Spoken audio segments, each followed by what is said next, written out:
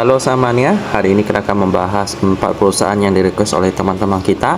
Ini merupakan perusahaan-perusahaan yang bergerak di bidang yang berbeda-beda satu sama lain. Dari listnya kita bisa lihat, ada Adro juara pertama kita, ini bergerak di bidang batubara, Sido bergerak di bidang consumer goods, lalu ada Aces juga sama consumer goods, tapi mereka bergerak di bidang penjualan perkakas. Lalu ada Creo juga yang bergerak di bidang consumer goods juga, yang memproduksi air minum dalam kemasan merek Cleo dan minuman-minuman lainnya. Jadi ada 3 yang bergerak di bidang consumer good dan 1 yang bergerak di bidang energi batubara.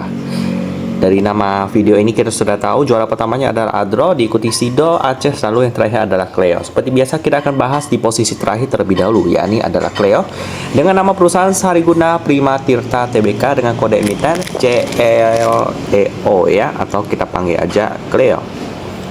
Kita mulai dari beritanya terlebih dahulu.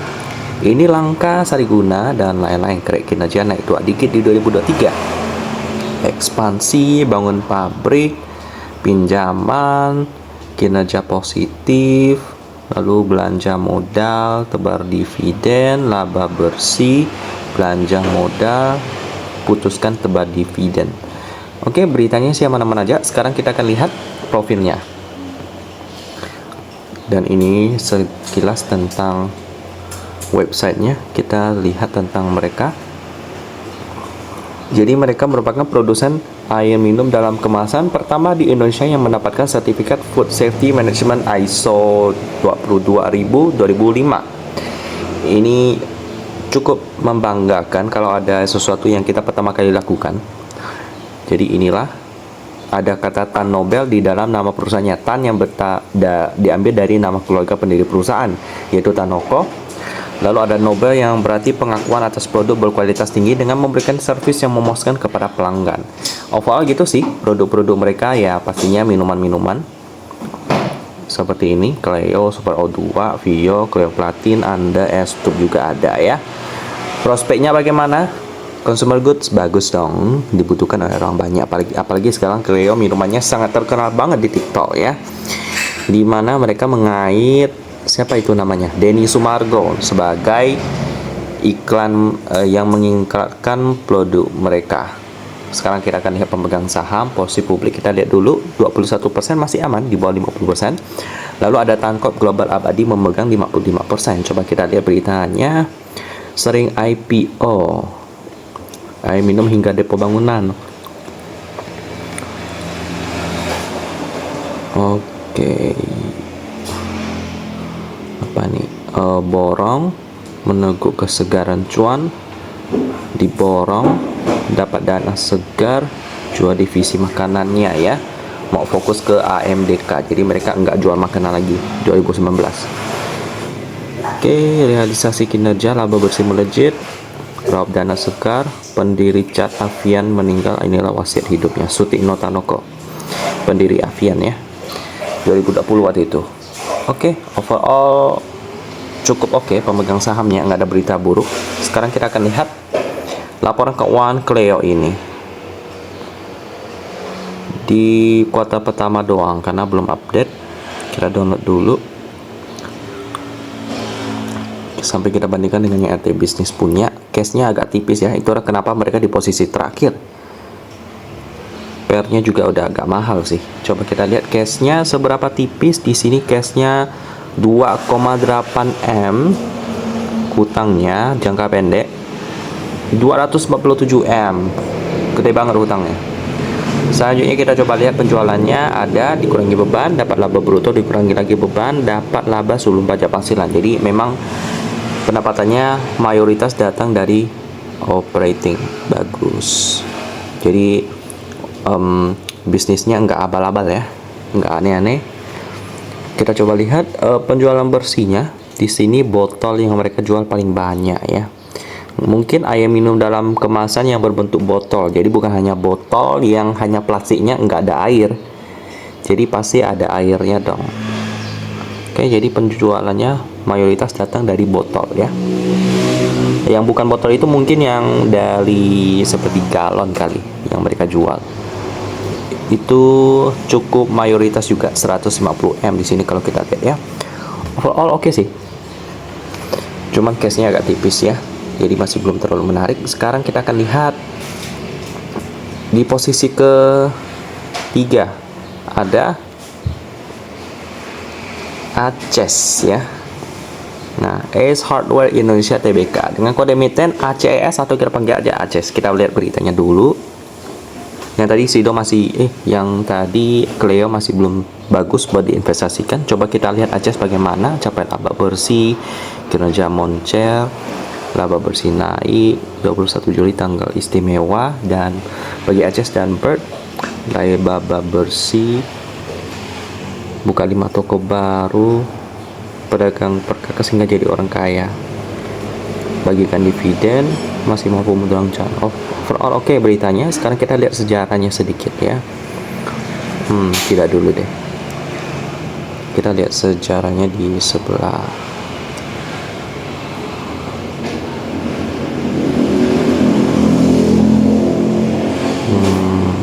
Sepertinya di websitenya ini nggak ada ya, company.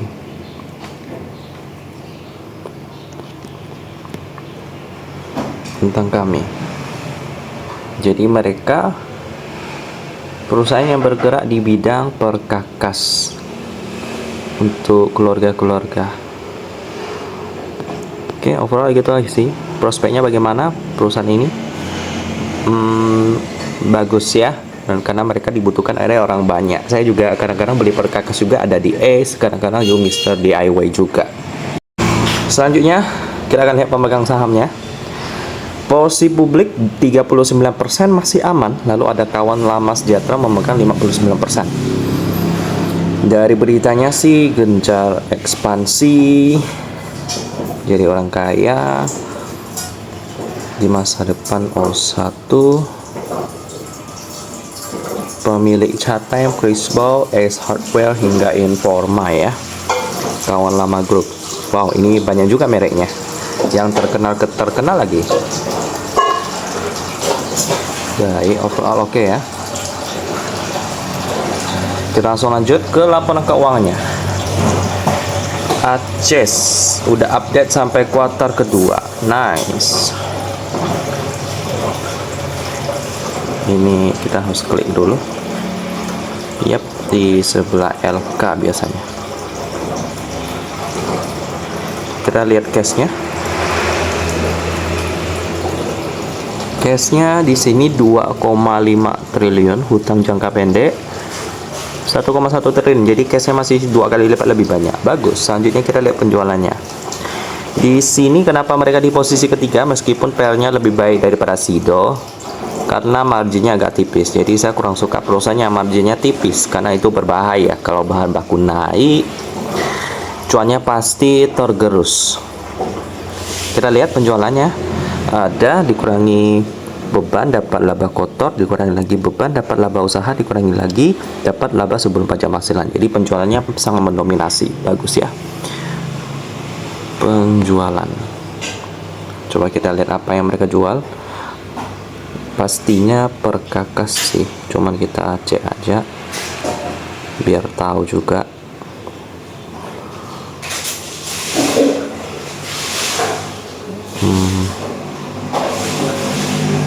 Ini dia. Produk perbaikan rumah 1,9 triliun. Produk gaya hidup 1,4 triliun. Jadi lumayan seimbang ya. Produk perbaikan rumah itu mungkin seperti tool set, lalu ada wrench set, socket set, dan juga perkakas gitulah ya. Kalau untuk yang gaya hidup mungkin yang kayak toilet, kayak AC, apalah gitulah yang tinggal pasang aja, tinggal pakai. Kalau yang perbaikan rumah itu seperti alat-alat. Overall gitu sih ya, prospeknya sih bagus ya, dibutuhkan oleh orang banyak. Sekarang kita lihat di posisi kedua.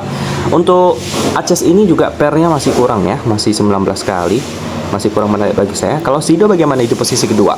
PER-nya kalah sih, jadi udah pasti otomatis kurang bagus. Cuman karena marginnya tebal, saya taruh dia di posisi ke 2. Sido muncul dengan kode emiten SIDO. Kita lihat beritanya dulu. Obat tradisional bukukan kinerja positif, layu penghargaan. Overall oke ya. Kita langsung lanjut ke profilnya. Sejarahnya panjang banget di sini, dimulai dari keluarga sepasang suami istri di sini ya.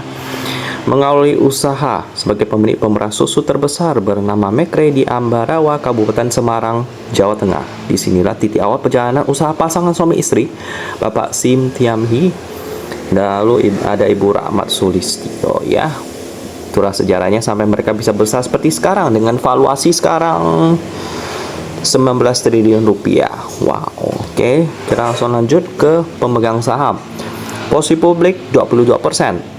Lalu untuk pemegang saham pengendali, Hotel Candi Baru memegang 60%. Coba kita lihat beritanya. Overall sih oke ya. Ada banyak penjualan saham sih. Kita langsung maju ke laporan keuangannya. Di posisi kedua ini masih belum menarik. Sido. Ini dia di kuartal kedua. Dan kita download yang coba kita lihat ini kali ya. Yap, kita lihat cashnya. Cashnya di sini 451.000, hutang jangka pendek 258.000. Jadi cashnya masih lebih tebal, bagus. Sekarang kita lihat penjualannya bagaimana. Penjualan dikurangi beban. Tadi cash ratio-nya bagus ya.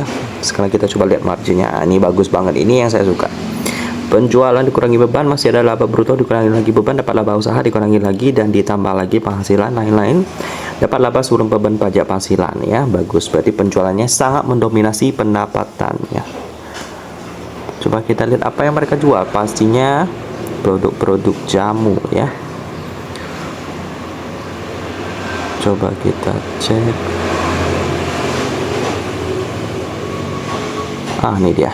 Jamu herbal dan suplemen 1 juta kalau kita lihat di sini. Lalu makanan dan minuman 595.000 rupiah. Jadi benar jamu itu mendominasi sekali. Oke. Baik, overall gitu aja sih. Marginnya bagus banget, RE juga bagus. Cuman kenapa PR-nya bisa sampai 21 kali? Karena PBV-nya udah 5,8 kali atau hampir 6 kali lipat. Itu kalau PR-nya, kalau PBV-nya 1 kali, tinggal kita bagikan aja. Mungkin PR-nya sekitar 3 komaan, itu udah bagus banget. Cuman karena perusahaan bagus, jadi apa boleh buat, pasti mahal. Sekarang kita lihat perusahaan murah yang masih layak untuk diinvestasikan adalah di posisi pertama kita ada Adaro Energi Indonesia Tbk dengan kode emiten ADRO. Cuma ya harus hati-hati karena mereka bergerak di bidang batu bara yang banyak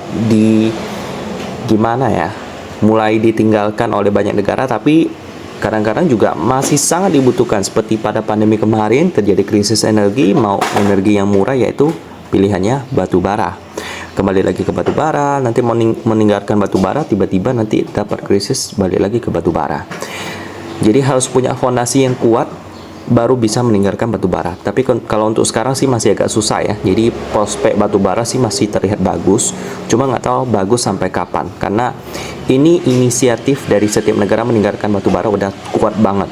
Tinggal kalau fondasinya udah cukup kuat, maka batu bara udah pasti fix ditinggalkan. Karena ini adalah energi murah tapi juga yang paling kotor dibandingkan minyak bumi, gas bumi, dan lain-lainnya.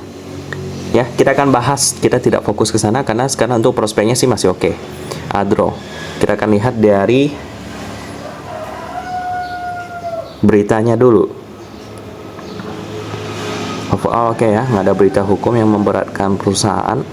Kita langsung lanjut ke sejarahnya yang panjang banget. Overall ya, yang pasti sih mereka menembus rawa Kalimantan, meniti jalan menuju sukses. Jadi mereka dimulai dari guncangan minyak bumi pada tahun 70-an, di mana pemerintah merevisi kebijakan energinya yang pada saat itu berfokus pada minyak dan gas untuk memakai batu bara sebagai bahan bakar untuk penggunaan dalam negeri gitu. Jadi mereka akhirnya terdorong membuat perusahaan Adaro ini Prospeknya bagaimana bergerak di bidang batu bara? Ya, energi sih pasti dibutuhkan ya. Cuman untuk batu bara ini harus hati-hati. Untuk sekarang sih masih oke, tapi nggak tahu sampai berapa tahun lagi ya. Sekarang kita akan lihat pemegang sahamnya. Porsi publik 38% masih aman. Lalu ada Adaro Strategi Investment memegang 43%. Dari beritanya sih aman ya. Jadi kita langsung masuk ke laporan keuangannya yang belum update, sayang sekali ya. Oke, udah download dulu FS Financial Statement. Kita langsung masuk ke bagian cashnya dulu. Di sini cashnya sebesar 3 juta. Kalau hutang jangka pendek 1 juta. Jadi cashnya sangat tebal, 3 kali lipat lebih gede. Sekarang kita lihat penjualannya bagaimana. Pendapatan dikurangi beban, masih ada laba bruto dikurangi lagi beban, dapat laba usaha dikurangi lagi beban, dan penghasilan lain-lain, dapat laba sebelum pajak penghasilan. Marginnya bagus sekali, ROE juga bagus, PR-nya juga bagus, 2,7 kali. Itulah kenapa saya bilang Adro ini satu-satunya yang layak investasi di video kali ini, karena PR-nya di bawah 5 kali. Kita coba lihat pendapatan usahanya datang dari mana. Udah jelas sih pastinya datang dari batu bara, tapi kita formalitas saja. Kita cek. Nah, di sini penjualan batu bara ekspornya 1,5 juta, domestiknya cuman 195.000. Jadi memang yang menopang kinerja Adro ini adalah ke pasar ekspornya. Mereka ekspornya sih kemana ya? Mungkin ada dicatat kali ya. Kita coba cek aja. Kalau nggak ada dicatat ya udahlah, kita skip aja ke akhir video. Mungkin ada, tapi saya skip aja. Jadi gitu aja kesimpulannya teman-teman. Dari keempat perusahaan ini, Cleo masih belum layak untuk dimasukkan ke dalam list. Aces juga, Sido juga. Cuman Adro ini oke juga. Cuman ya sekali lagi kita lihat dulu pasar batubara bagaimana. Kalau sekarang 2023 sih masih cukup dibutuhkan. Cuaca panas di mana-mana, perlu AC, perlu listrik. Sumbernya dari mana? Kalau enggak dari batubara, dari mana lagi? Ya mungkin aja bisa dari minyak bumi, gas, dari apa lagi? Ya, batubara lagi. Jadi Adro masih cukup oke untuk video kali ini. Demikian pembahasan daripada 4 perusahaan ini, semoga bisa membantu. Saya tutup dan kita ketemu lagi di video selanjutnya.